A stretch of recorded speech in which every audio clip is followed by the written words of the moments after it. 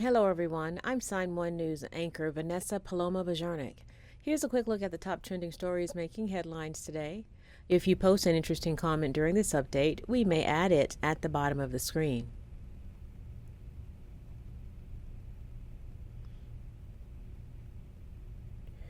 More than 1 million people from Minnesota to Florida are under heat warnings. Temperatures across the country continue to surge.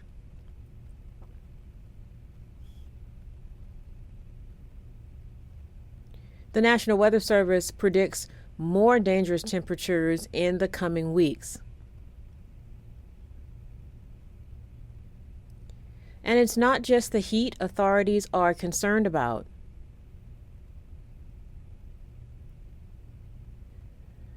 Power grids in some places are struggling to keep up with the high demand for air conditioning.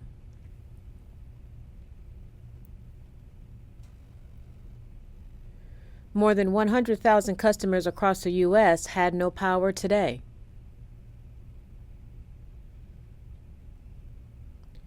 The other concern is the risk of storms knocking out power.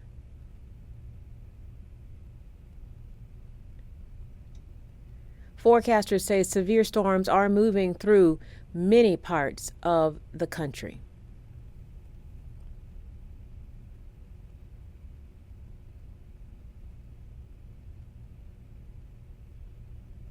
Historic flooding has forced officials to close all the entrances to Yellowstone National Park.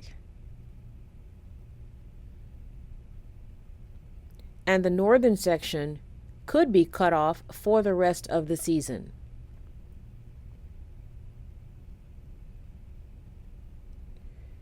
Yellowstone National Park is the oldest national park on Earth, and it's spread out across 3 states: Montana, Wyoming, and Idaho.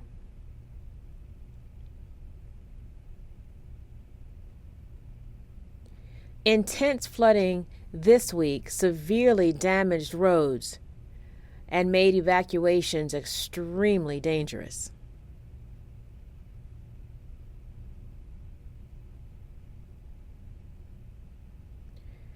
Officials say the equivalent of 3 months of rain fell on the area in 3 days. It was so much water it overwhelmed the rivers and washed away roads and bridges.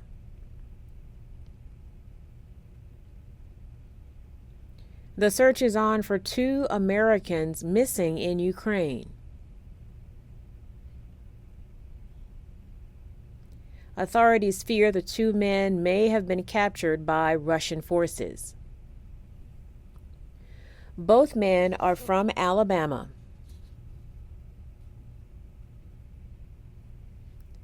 They had been fighting alongside Ukrainian forces just north of Kharkiv. But during a chaotic battle with Russian forces, the men went missing. They've been missing now for a week. The mother of one of the missing men says they are presumed to be prisoners of war, but that has not been confirmed.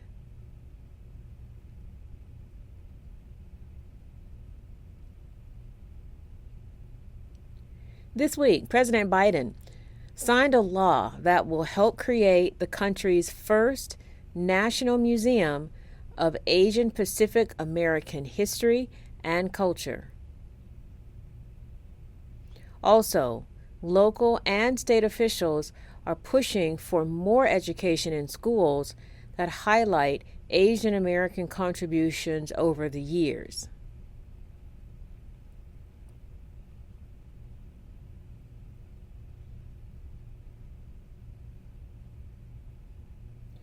Did you know the U.S. Army's 442nd Regimental Combat Team, composed almost entirely of Japanese American soldiers, is one of the most successful combat teams in U.S. military history? Advocates say most textbooks rarely mention contributions like this, but they are hoping to change that. Many supporters believe teaching Asian American history in schools will break down barriers and help foster greater understanding and inclusion.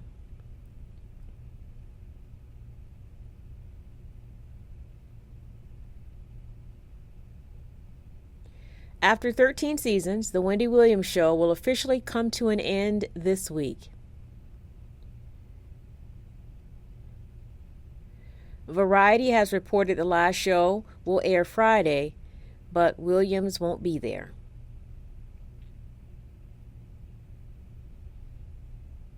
She's been out all season because of health issues. It's been a rough few years for Williams. In addition to health issues, she lived in a sober house for a short time. There have been many questions about her mental health. She went through a divorce.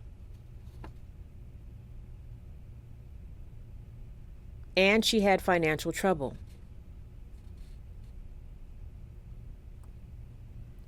However, officials with the show say they still want to work with her again at some point on a project. But they did not say what that project would be. The internet is going crazy over movie star Ryan Gosling, who stars as Barbie's boyfriend, Ken. This is a photo that was posted on social media. Gosling has bleach blonde hair and spray tanned six-pack abs. Margot Robbie is starring as Barbie. The movie is being directed by Greta Gerwig and will feature an all-star supporting cast. Right now, the film is set to open July 21st of next year.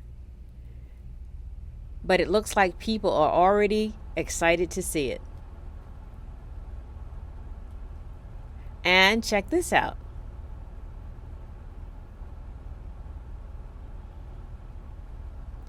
This is a picture of how people could fly in the future. It's a double-decker seating style seating arrangement for airplanes. It has a row of seats on the bottom and a row of seats overhead. Passengers would climb to the top row of seats using two ladder-like steps.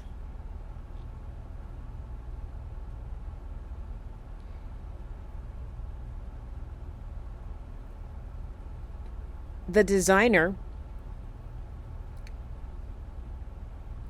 Alejandro Nunez Vicente, showcased his chaise lounge airport seat concept at the 2022 Aircraft Interiors Expo in Germany. He believes this design offers plenty of leg room and a footrest for added comfort. However, he admits those on the top level cannot stand upright in the seats. But he says many travelers already cannot stand when flying economy. What do you think? Would flying in double-decker seats be more comfortable and convenient? Let us know what you think. Sign1News will be broadcasting updates Monday through Friday. And as a reminder, the Sign1News Saturday virtual show is taking a break for the summer. We will see you again in the fall. A big thank you to our Sign1News app supporters. You help make this broadcast happen. You can download the Sign1News app by heading to the App Store or Google Play Store on your smartphone. And you can also watch on Apple TV, Amazon, and Roku.